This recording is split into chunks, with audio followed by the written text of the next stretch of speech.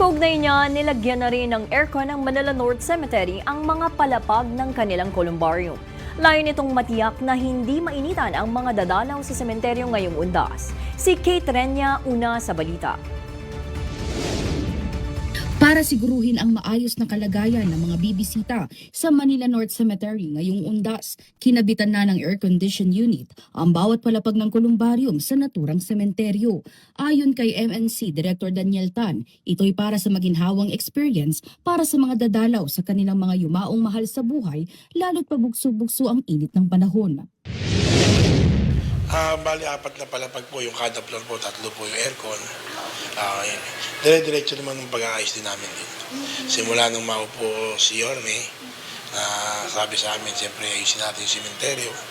Huwag natin pababayaan, lalo na yung mga kababayan natin mahihirap, kailangan tulungan natin. Naabutan namin dito si John Ray na binisita ang kanyang tatay na 7 taon nang nakahimlay dito sa columbarium. Maganda po siya. Tapos, minsan man po yung ano niya. Ngayon na po siya ulit nakapunta rito. Nakita ko lang po na may aircon na po pala. Ngayong nalagyan na ng aircon ang columbarium, may ilang pagbabago rin sa panuntunan sa pagbisita. Ngayong air-condition na nga ang ilang kolumbarium dito sa Manila North Cemetery, ipinagbabawal na rin ang pagtirik ng kandila dito sa loob para maiwasan ang posibleng pagsunog kagaya ng naranasan ng 2 lapidang ito. Tumambad sa amin sa loob ng kolumbarium ang ilang mga lapida na nabahira ng maitim na mantsa at ang iba ay tila nalusaw na dulot ng pagkadikit nito sa mga kandilang sinindihan.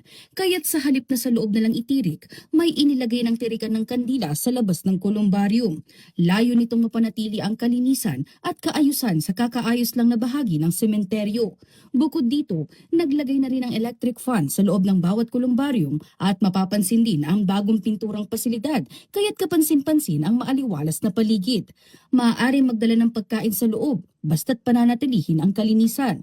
Maaaring bumisita sa Manila North Cemetery Columbarium mula alas 8 ng umaga hanggang alas 5 ng hapon.